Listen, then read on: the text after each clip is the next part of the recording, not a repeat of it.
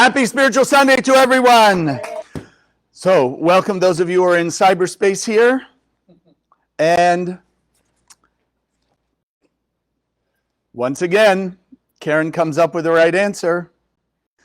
Finding the light through the darkness. So, without giving you the whole backstory, it just starts like this. All at once, Rabbi Yochanan understood why everything had happened the way it did. So just briefly, there were a couple of the sages who were walking around and various things were going on and they were observing what's happening and what they're doing and how there's interaction. And the one couldn't understand like what was going on. So this is the main thing. It says all of a sudden he understood, right, why things happened the way they did. It was as if a curtain was lifted and he was able to see the reasons for all that had appeared to occur before him. So think about it. Have you ever been in chaos? You ever had things happen to you unexpectedly in not such a good way? No or no? Yeah. Oh, okay, sorry. Yes or yes, right? We all had them. And what's our usual first question? Why is it happening? I've done so many good things. I'm so wonderful. I do these great things. Why is it happening? So then Karen goes on. Can you imagine if we could have the curtain lifted in our own eyes or in our own lives? Imagine in that moment when we've got the chaos and we're confused and we're not sure why things are happening, and we could lift the curtain and see the exact cause and effect of why this particular thing, this particular person, this particular situation is occurring in my life, in our life. We wouldn't have any question anymore. Yes, it might be a little uncomfortable because we'd have to acknowledge the things we understand here intellectually, but we'd be able to see it. There'd be no running away from it. We'd be able to see exactly what we had done sometime in our past. They brought the law of cause and effect to bring this particular situation through these particular people in our life right now.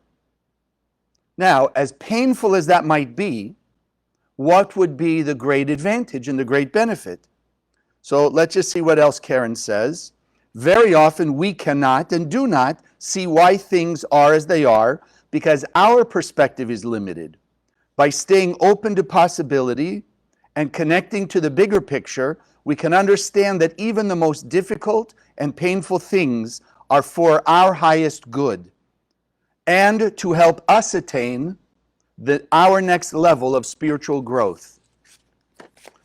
So when that curtain goes up and we see clearly the exact cause and effect, like we said, may be uncomfortable and also may be painful to believe that we could have acted in that way, whether this life or in a past life.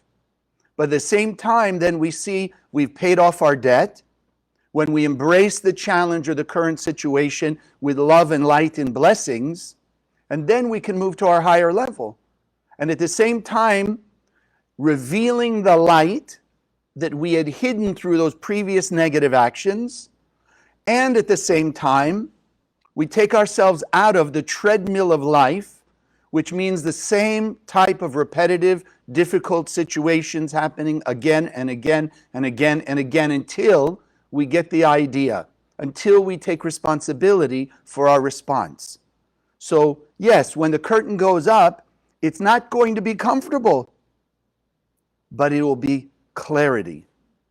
And 90% of the spiritual work is just to have clarity, or as we'll talk about a little differently today, right? To have understanding. It's come my way, giving me the opportunity to transform the old me into a newer me, to transform the reactive me into a more proactive me, and to transform me, or all of us, into somebody who looks outside for things in our life versus awakening from within. And so, as we start today, I want to just, acknowledge Happy Mother's Day to all of those of you who are mothers, and those of you who are not, we'll be able to see how we can learn lessons from that idea of motherhood. But I also, in particular, would like to dedicate, we'd like to dedicate today to my mother, because it's now a little over 44 years that she left the world. And in her leaving the world, as many of you have heard me tell the story, it's only because she left the world in the way she did that helped me have a lifting of the curtain, as Karen called it, to see that the path I was on was not going to bring the end of pain, suffering, and death. It could help temporarily, yes, but it wasn't going to remove the angel of death from the world. And so I want to, wherever she is, and she could be, well, I believe she's somewhere walking on the world today, because if it's 44 years that she's left, she's probably walking around a 40-year-old woman somewhere. In fact, maybe one of you. Maybe she's a student in the center. I have no idea. One day I'll get that curtain lifted up and I'll be able to tell. But I have to acknowledge that it was really that experience that helped me to become who I am and to change my pathways in life. So let's start with that. So what I wanted to get across is something that the Kabbalists call Sfata Anafim. Just seeing who understood that, okay? It's called the language of the branches. It's a very important, fundamental Kabbalistic teaching. Because let's think about it. How many of us constantly can see what we've called the 99%? How many of us can see past our five senses consistently? We don't. So then how do we relate? And this is why the Kabbalists introduced this concept called the language of the branches. But if we understand their spiritual technology, as we learn here, that spiritual technology, what happens in the spiritual world, should take manifestation in the physical world on a similar pattern. And that's called the language of the branches, that we can understand from our physical understanding and awareness of things how the spiritual world works. So I wanted to now start with this idea. Probably everybody who's watching, taking Kabbalah 1. So in the endless world, as the Kabbalists call it, the endless world, there was the Creator and the Creator's light. So we're going to see how the Sfat Anafim, this language of the branches, will give us a lesson about today and motherhood. So the Creator had this light and wanted to create the manifestation of that light, meaning, as the Kabbalists will write, bestow all of its goodness on its creation. Well, in our terms, again, from our point of view, there had to be a creation. If there was only the Creator and light, then there was nothing for the Creator to give its light to be manifest. So then what did the Creator do? The Creator gave birth, if you will, gave birth to a vessel, our soul, and then filled us with light, meaning gave us birth as a soul so that we could experience infinite bliss, eternal joy and happiness. What did we do then?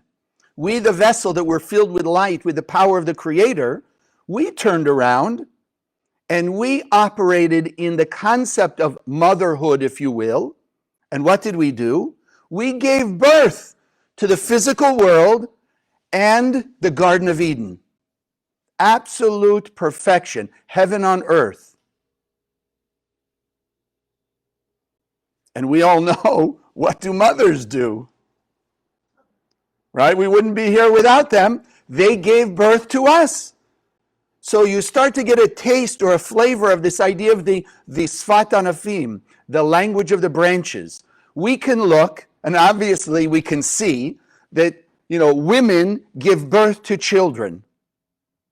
So now we can look and see and understand a little bit more, and perhaps in a different way, the spiritual workings of the universe.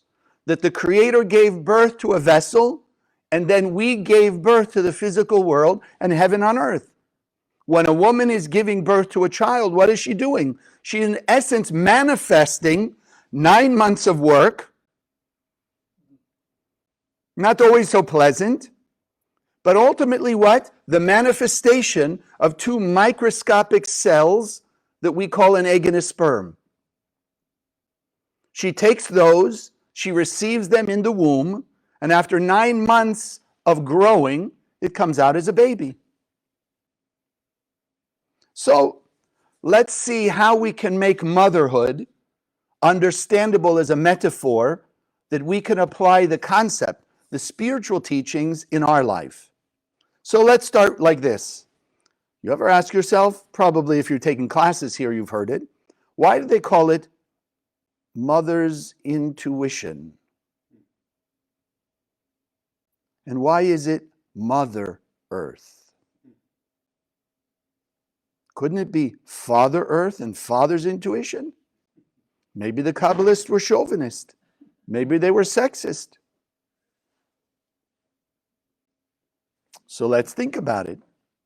So we've come to understand, and those of you, if you are new, just study a little bit more and you'll get a deeper understanding, but at least be open to this concept. As Karen said, let's be open, understand the technology, we'll apply it in our lives and see how it works for us.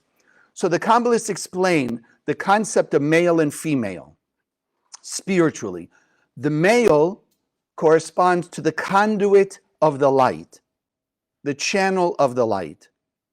The female energy is the vessel that makes that light manifest. So the male, in essence, again, as we see physically, the male brings the seed, the sperm, the female, the vessel, the egg that makes it manifest. So then motherhood represents manifestation, the vessel that brings things into physical reality. So if we think about then, what about the earth? What does the earth do? The earth takes a seed that's planted in it and makes that seed manifest as a tree, as fruit, as a flower, etc. So we see the vessel making manifest. What about mother's intuition? So if you think about the intuition, again, from the idea of the vessel, we understand the light of the Creator and all of its wisdom, its power, exists eternally and infinitely. So there is no empty space. There is no lack of the right ideas, the right things, infinite joy, peace, harmony, solutions, clarity, etc. So then what's the intuition? The intuition is when we take one of those amazing thoughts out there and we bring them into manifestation. So again, the vessel aspect, mother's intuition. And like we've said, what's a mother? The idea of the mother, the vessel that nurtures and manifests the potential of the seed, the sperm, and the egg into fruition.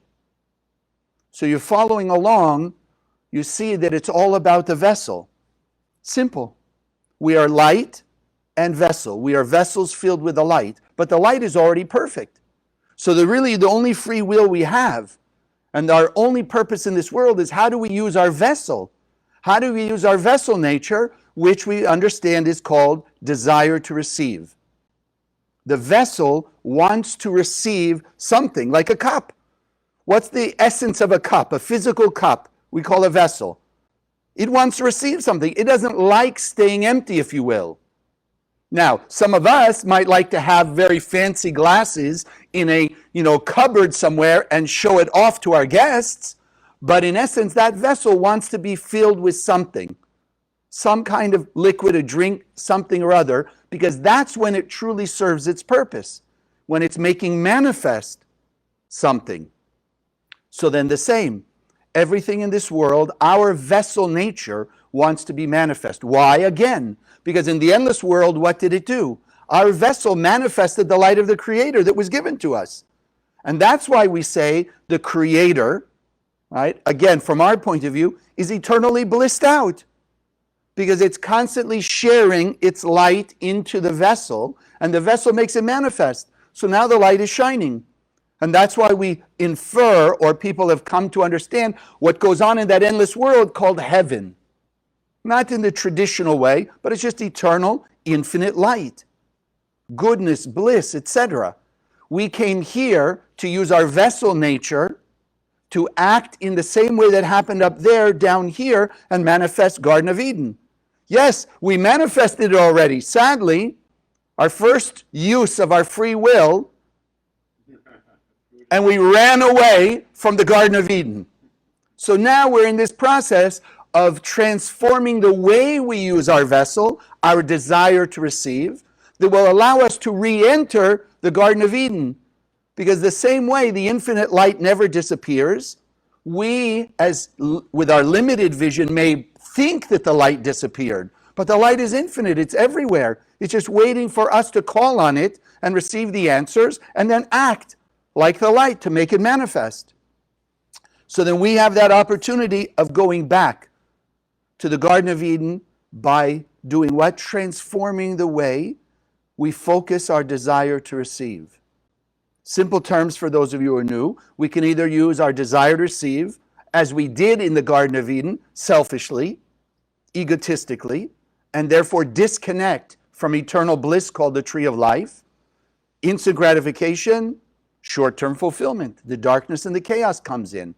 Or we can use our desire to receive in order to serve others, in order to help others. As the ultimate level is, love your neighbor as yourself. Which means what? You've got to share everything that is of you with your neighbor.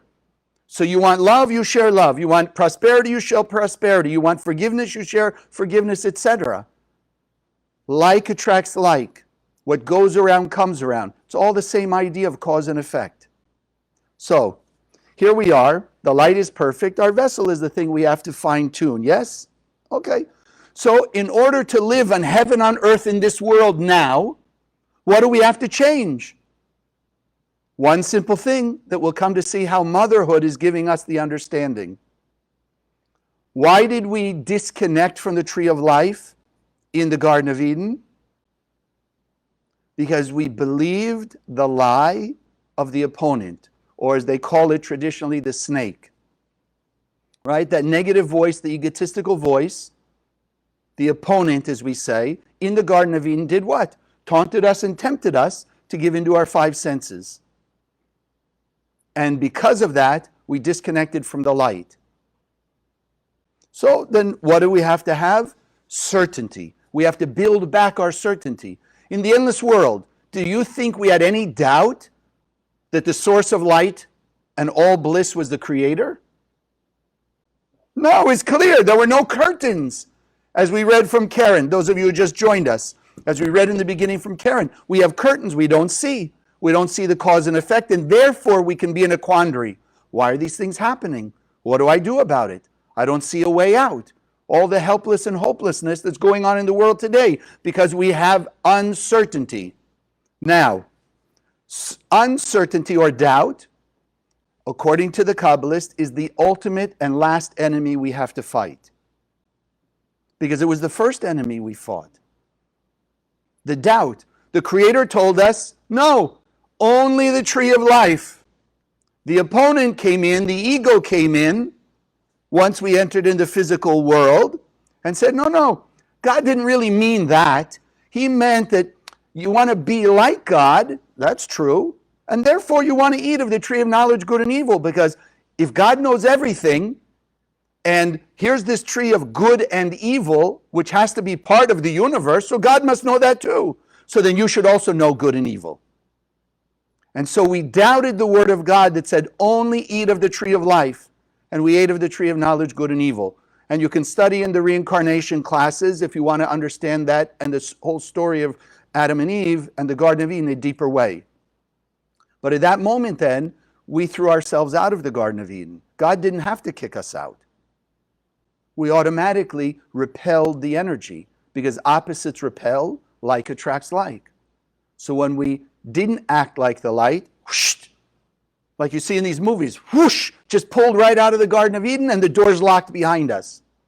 Now the key to get back in is building our certainty, trusting the light, the system of the light that we learn here in the center more and more. So just like any reactive behavior we have, step by step we have to overcome it. We have to transform it. So if you want to grow in your fearlessness, You have to step into a situation that's fearful and act fearless. We have to be willing, if you want to add light to your life, we have to be willing to walk into a dark spot, embrace the darkness, turn on the light from within us, and transform that darkness into light. So the same with doubt. If we want to grow our certainty, we have to be willing to face our doubts, step into the darkness of our doubts, and then act with certainty. Then the doubt goes away and we're on a higher level of certainty. And just like fear or anger or greed or jealousy or whatever it is, you grow step by step out of it as you make the effort to activate and act like more of its opposite. Fear less, trust in the Creator, more grateful, more generous, more humble, more forgiving, more tolerant, etc. So certainty has to grow. It's our last enemy. And if you look around the world, that's where we are now. I like to call where we are now the opponent, or those of you who know the term Satan, we're in Satan's last stand. That's it, his last battle. That's where we are 2020, or the Kabbalistic year 5781, the last battle. Okay, so how are we going to grow in our certainty? So it's easy to say, yes, have certainty. Walk in the darkness and just act like the light. But let's understand in a new way, and this was a revelation I had this week listening to a few of Karen Berg and Michael Berg's classes on Kabbalah.com. What does certainty mean? Think about it. When are we uncertain? So, going along with what we've said so far, when we're living in the tree of knowledge, good and evil. What does that mean in human terms, in our terms? When we're caught in the ups and downs of the world. Does the light of the Creator ever change frequency? Is it ever shining a little less or a little more intensively or a little less over here? Or a little? No, it's shining equally everywhere. So then when we understand the idea of the tree of knowledge, good and evil, it's like what we say. Look what's going on in the world.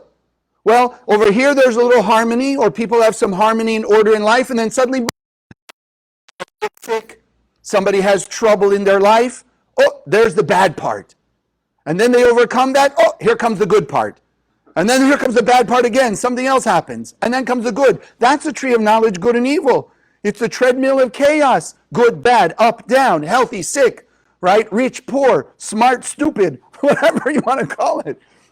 And we're all those things, by the way. We're not pointing at any one person, because at some point in our day, we probably have all of those. We're smart 1 minute, then we do something stupid. How do you know? Look in the mirror. Remember the last time you said, oh, when you looked in the mirror, that was pretty stupid. No, okay, this morning.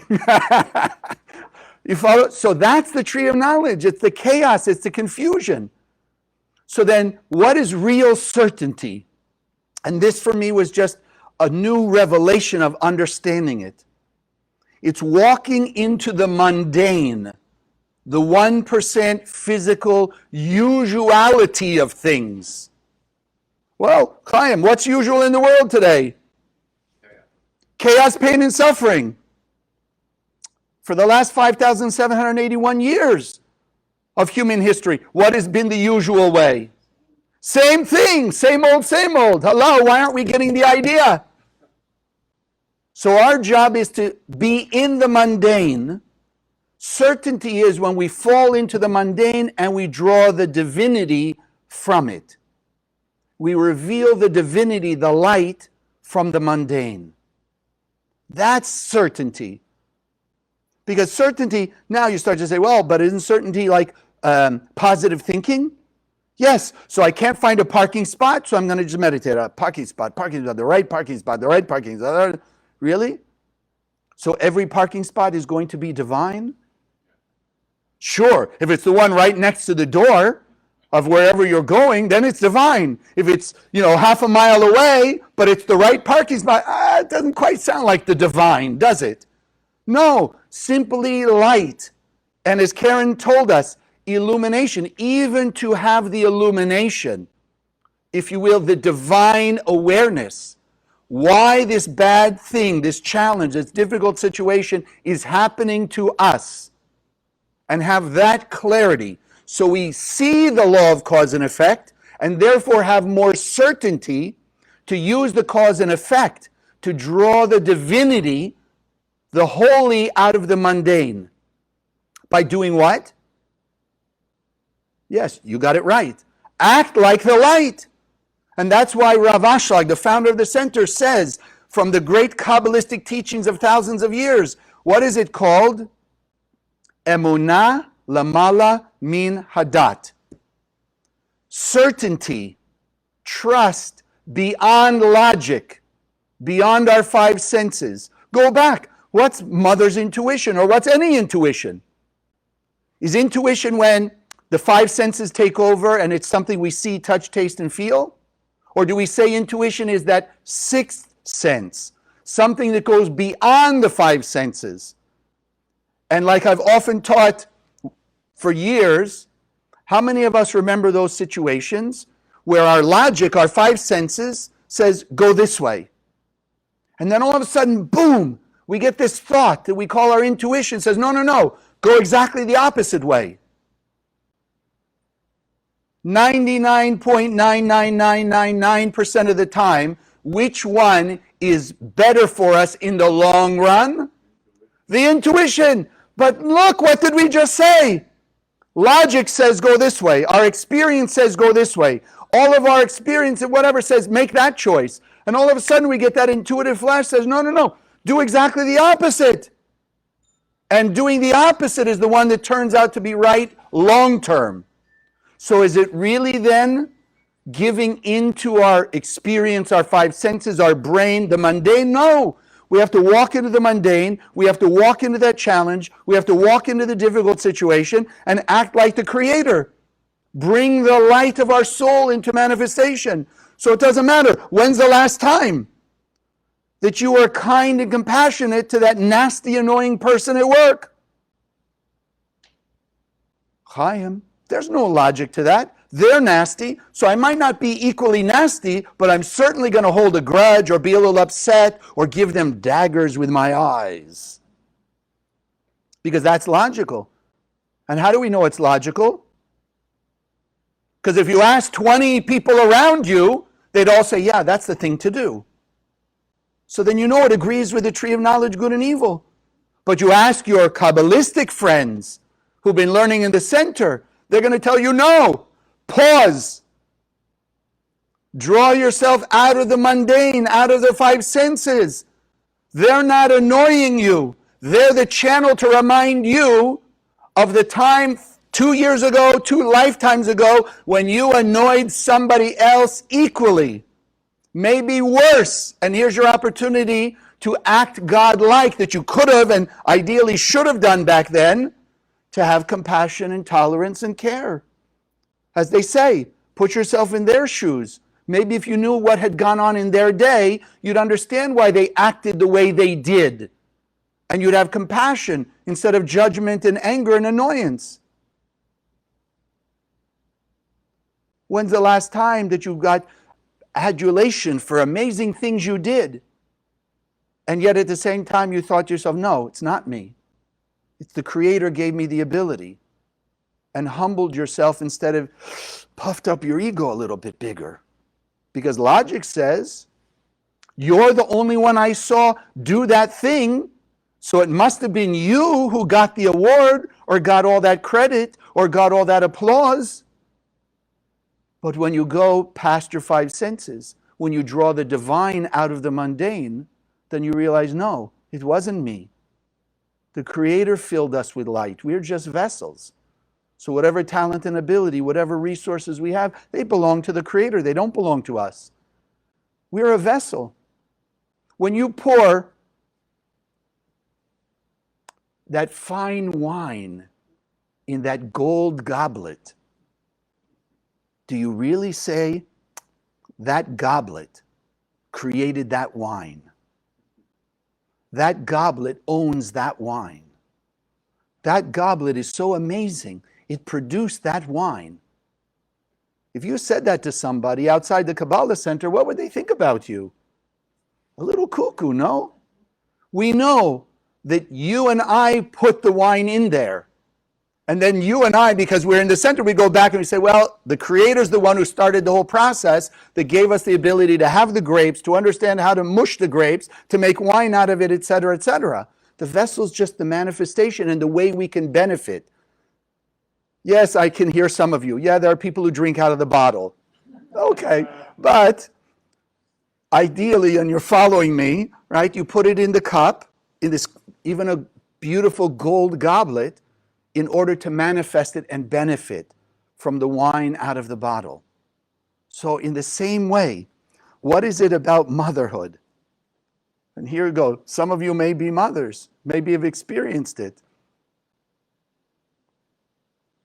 There's the egg and the sperm in the mother. It's fertilized egg. She goes through 9 months of what? Think what she has to put up with. Some of you who've either been a mother or some of you who've been around pregnant women, right? You also get a little bit of the discomfort, if you get it. The baby's kicking, forces the mother to eat things she never ate before, combinations of things that she would never want to eat. Think of what that baby is doing to that mother. All the discomfort, etc., etc., etc. And what happens? 9 months later, the baby comes out. The mother's suffering. Now, what's the essence then? The lesson? It's a process. Everyone knows, whether you're a mother or not, we know that the 9 months is a process to develop that egg and that sperm into the body, which is a vessel, for the soul, which is the divinity, that will enter in upon birth or be manifest upon birth. So there's a process, and every mother is willing to go through that process in order to give birth to a new life. So think about it. What did the Creator implant inside of our soul? If you will, the light, which is the egg and the sperm. And new life is supposed to come from that. You and I are here in this world not to be the vessel, give me, give me, give me. We're here to be like the light. We're here to be a new being. Maybe that's where people got the idea of a rebirth or born again. We were born as vessels. We're here in this world to give rebirth to ourselves as light, as conduits of the light, as emanators of the light, as instruments of the light. And so, as with the physical 9 months to give birth, so too you and I want to learn from that. No matter what difficulty we're going through, no matter what the challenges are in our life, it's only a process. Because the ultimate force guiding this universe is the light of the Creator. As it was in the endless world, where the Creator had its light and said, I want to bestow all this infinite bliss and goodness on my creation, so too in this world. That force is still operating. So the Creator is still seeking, if you will, the light still is giving us our infinite bliss. The difference in that world and this world, in this world we've used our free will to create curtains that block that light from manifesting in our life. We can't stop light because light is everywhere, but a person can stop it from manifesting in their own life, at least temporarily, by their negative behavior, by their ego behavior, by their reactive behavior. But that process is working on us. Every time we have a difficulty, every time we don't have peace of mind, every time we have a lack of clarity, doubt, it just means that we have a process to go through. And just like the mother wants the baby to come out because she wants the new life, you and I have the ability of awaking inside of us, wake up the desire for a new life, a higher level of peace and love and harmony and joy and prosperity and goodness in our life. As we will want that, we will be willing to work through the process. If a person tries to get themselves out of that process, then as it would be with a woman, if they try and take the baby out halfway, it's not going to be a developed baby. It's not going to be a new life. So too, we have to go through our process. What you and I are learning here in the center is how to speed up the process. So yes, metaphorically, and it's interesting, I just realized, the Kabbalists write, if we had not you and me as Adam and Eve had not separated from the tree of life, then in essence, childbirth would have been one, painless, and it would have been basically overnight. There wouldn't have to be 9 months. So what you and I are learning in the Kabbalah Center, and ultimately the mission of the Kabbalah Center, speed up the process to remove pain, suffering, and death and get back to the Garden of Eden that we created here in this world, living in heaven on earth. Speed it up so it can be, boom, instant. It could be now. There's no reason it can't be now. That's the process. Get rid of the time, if you will, and make it happen. But we've got to stay focused. We got to jump in. We got to be willing to go into the darkness, like we said, and act with certainty. Reveal the light through the darkness. Reveal the holy through the mundane. I have a student here in Boca who just shared with me recently that after their first child, she had a painful, a difficult, not even a miscarriage. It was beyond that. The baby was longer than just the first beginnings. She lost a child. She said it was before Kabbalah. She had to go through a process.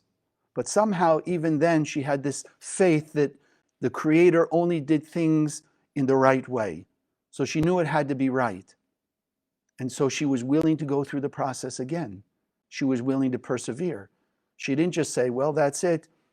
The universe doesn't want her to have any more children, and that's it. No, she felt in her heart and soul, there's still more.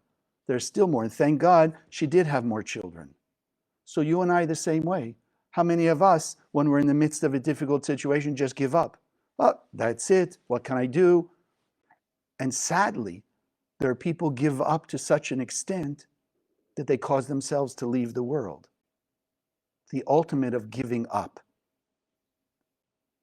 And respectfully, the ultimate of doubt that the Creator is all good and wants us to have all good all the time.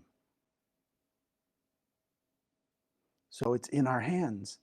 We're the ones who are going to decide what's going on in this world. We're the ones who are going to decide. Think of the process you're going through. If I ask you for a moment, just close your eyes for a moment. Think of a difficult process, a difficult situation that you're in right now. Something that does hurt, hopefully just internally. You have a quandary, you have a doubt, you have discouragement, sense of hopeless or helpless. And let's together in this unity that we have right now with all of us here, all of us together online, look for, through that darkness, the sparks of light. Look where in your personal situation, there's a tiny opening, that you see that spark of light that gives you a greater sense of certainty. The Creator is there. The Creator wants you, me, and everyone to have all good all the time. Let's use that awareness, that vision of that spark to boost not only our certainty, but our determination to go through the process, to unconditionally act with more love, more kindness, more forgiveness, more tolerance.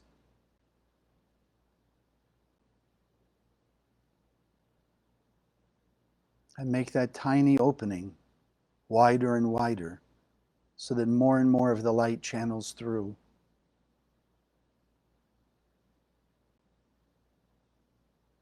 And that we see it as a birth of a new version of us, higher, happier, more fulfilled, closer to that pure and perfect light being that the Creator created. Open your eyes back up. So we're sitting here, 2021. Look around the world. Do we see pain and suffering? Yes. Do we see chaos? Yes. Have we seen all kinds of new levels? I can't say new things, because since Adam and Eve, chaos has been sort of a staple on earth. Just here and there may take a different form or a different level of it. But what's going to happen to us, what we're going to get out of this whole COVID situation, is not in the hands of anybody but us. I have a student who had to travel and had to be in quarantine in their first destination, then was able to do their business, and then came back home and had to be in quarantine again. And thank God that she's been not only in the center long enough, but actually has allowed the center and the wisdom that we teach here to be in her, that while she was in quarantine, she made use, like being in the womb, to change herself, to change her behavior, to heal her past, so that as she came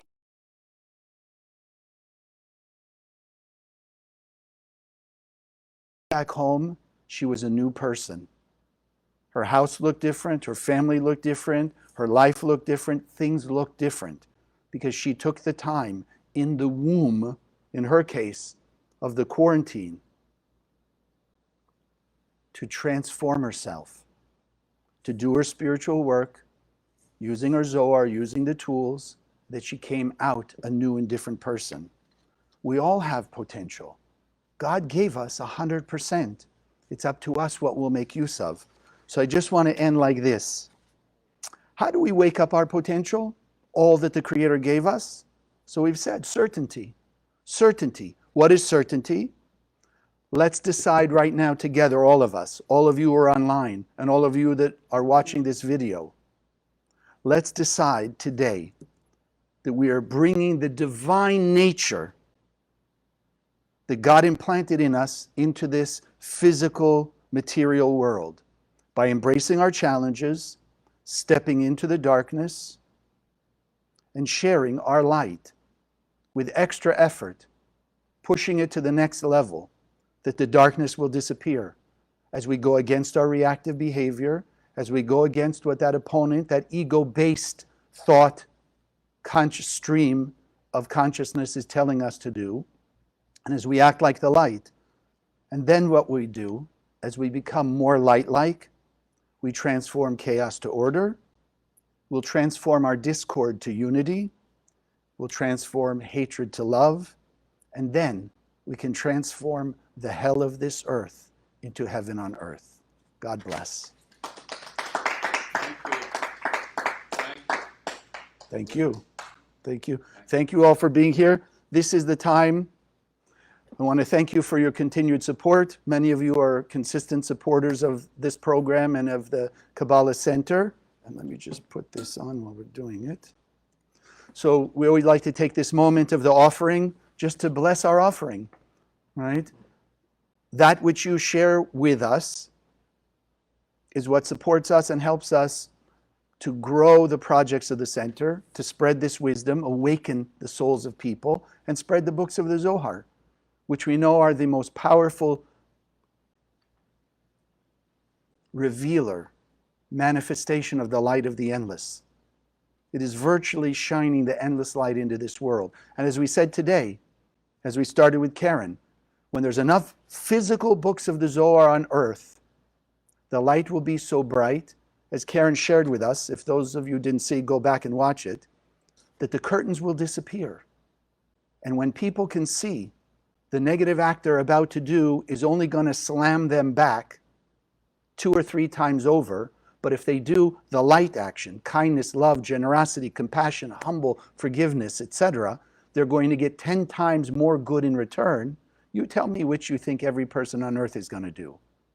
That's the power of the center and the mission, to spread so much light that the curtains disappear and everybody will see clearly why things have happened to them, that it is a pure and perfect law of cause and effect, and thereby acting more God-like in all those sharing ways, they return back into their life eternal bliss. So let's just take a moment, those of you here, if you hold your offering in your hand, those of you online, just joining us, and I've put the link on there. that you can share and you can donate to the program and to our projects. First and foremost, just gratitude. Gratitude to the Creator for all that it's given us. Gratitude to the Kabbalah Center and the lineage of Kabbalists that have made this wisdom accessible to each and every one of us through all the obstacles, through all the difficulties, through all the pain and suffering that they have had to endure to give us this wisdom to be able to, in mercy, remove our pain and suffering and to speed up the process of entering into heaven on earth, our Garden of Eden. And so we inject our love, our blessing, our light into this gift.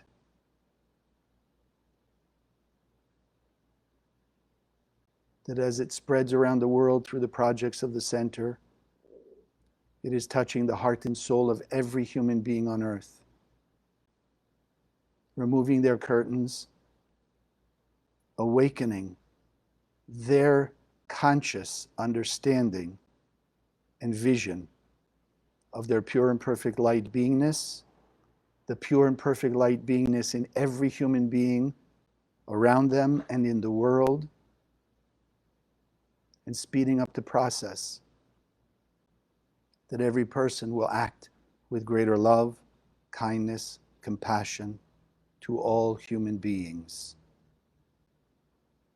And that these blessings will return to each of us many times over in all ways, shape, or form. And together we say, Amen. Just also want to thank Anna, those of you who've seen it. You know, I put her video of her experience with the Zohar. If you haven't seen it, I encourage you to go on the website, Spiritual Sunday website, and see it, or my quote personal page, Chaim E. Solomon, and see it. I've posted it there also. It's an amazing story that she was so kind enough to share with us. And if you have stories like that or any stories of transformation or miracles, write me, or if you want to make a quick video, you can do that too and send it to me, and then we can get it out and inspire other people. Because I've heard from a number of people, her story was very inspiring to quite a number of people and people that they shared it with. And so we're all making a little more intensive and focused use of our Zohars. Even though many of us have been doing it for years, we can always up the focus and the concentration, and therefore the effectiveness. God bless. Have an amazing week. And again, happy Mother's Day to those of you who are mothers. We appreciate you. We appreciate what you share with us. And for all of us, let's awaken starting today all of our motherly aspects as we spoke of. God bless. Have a great week. Thank you for joining us. If you liked what you saw, subscribe to this channel that you'll be notified when we post new videos. Share the video with your friends, they can also benefit. And check out the website, www.kabbalah.com, that's Kabbalah, for hundreds of articles and classes. Wish you an amazing day, and God bless.